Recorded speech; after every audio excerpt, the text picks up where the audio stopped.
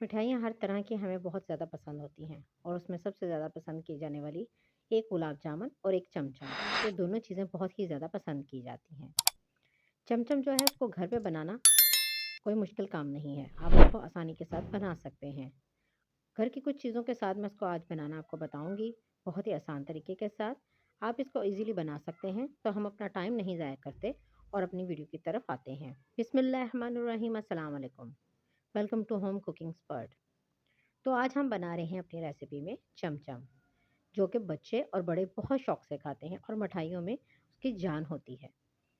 तो इसको बनाना हम शुरू करते हैं। सबसे पहले मैंने एक साफ़ पैन लिया है, उसमें मैंने सिर्फ 2 टेबलस्पून घी लिया है। आप घी लें, ऑयल लें, जो आपको पसंद है आप यूज़ कर सकते हैं। मैंने 2 चम्मच इसमें घी लिया है, उसको गर्म करके उसमें मैंने तकरीबन डेढ़ कप के करीब दूध डाला है।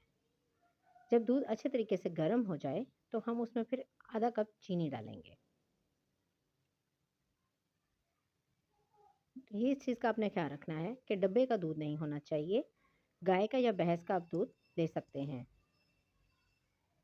जब वो अच्छे तरीके से पकना शुरू हो जाए तो उसमें हमने चीनी डाल दी है। अब इसमें मैं साथ में 1 टेबलस्पून वनीला एसेंस डाल दूँगी। अगर आपके पास वो नहीं है तो उसकी जगह आप इलायची पाउडर भी डाल सकते हैं। इसको अच्छे तरीके से मिक्स करेंगे। जब चीनी अच्छे तरीके से मिक्स हो जाएगी दूध में और दूध को बॉयल आ जाएगा, तो हम उसमें सूजी डालेंगे। ये आज आपको चमचम जो बनाना बता रही हूँ, ये आज मैं आपको सूजी से बता रही हूँ। हाफ़ कप मैंने इसमें सूजी डाली है। सूजी को अच्छे तरीके से छान लें और बिल्कुल लो फ्लेम पे आपने इसको ये पकाना है। साथ में 2 टेबलस्पून मैं इसमें खुश्क दूध का डाल रही हूँ, मिल्क पाउडर। इन सब चीज़ों को आप अच्छे तरीके से मिक्स करेंगे और लो फ्लेम पर इसको पकाएंगे। इसको हमने इतना बनाना है कि ये एक सख्त डो बन जाए।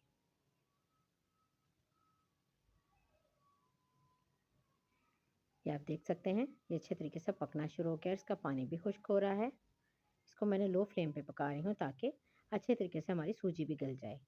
साथ में एक दफ़ा बीच में चेक भी कर लूँगी कि हमारी सूजी गली है कि नहीं, उसको भी मैं चेक करूँगी।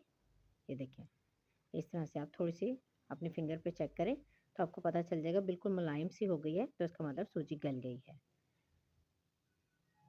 तो अगर सूजी आपकी सख्त हो, तो आप इसमें थोड़े से 2 टेबलस्पून और मज़ीद दूध डाल सकती हैं। कोशिश करें कि बारीक वाली सूजी लें। अगर मोटी सूजी है तो उसको ग्राइंडर में डालकर एक दफ़ा से पीस लें। इसको हमने इतना खुश्क करना है कि ये एक सख्त सी डो बन जाए हमारी और ये पैन को छोड़ दे। इसी दौरान अगर आपको मेरी वीडियो ज़रा सी भी पसंद आ रही है तो मेरी वीडियो को लाइक करें, शेयर करें और सब्सक्राइब करें और साथ लगे हुए बेल आइकन को ज़रूर प्रेस करें ताकि मेरी हर नई आने वाली वीडियो का नोटिफिकेशन आपको मिलता रहे और आप सबसे पहले मेरी वीडियो देख सकें। ये आप देख सकते हैं कि पैन को बैटर ने छोड़ दिया है, बिल्कुल इकट्ठा सा होकर एक डो बन गई है।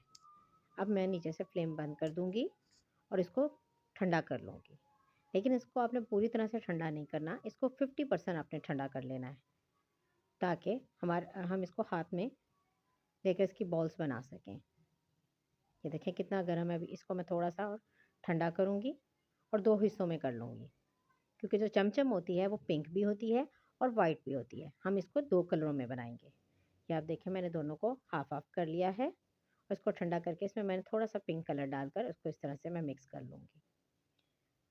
आप जल फूड कलर भी डाल सकते हैं। अगर आपके पास वो नहीं है तो हम जो आम फूड कलर यूज़ करते हैं, आप उसको 1 चम्मच पानी में मिक्स करके वो भी डाल सकते हैं।